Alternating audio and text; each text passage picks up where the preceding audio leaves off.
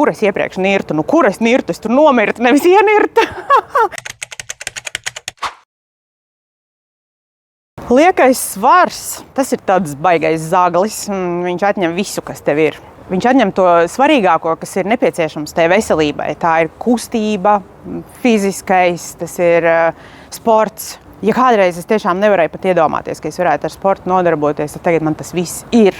Un es eju un es daru un es plānoju tālāk, ko vēl es tādu varētu paveikt.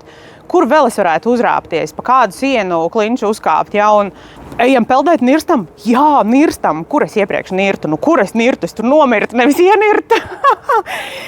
Es tiešām kaifoju par jebkuru sporta veidu, ko man šobrīd piedāvā. Lecam iekšā. Bariatrija, kā jau es teicu, tas ir instruments, bet tas ir super foršs un drošs veids, kā mainīt savu dzīvi un kā iet pretī saviem mērķiem.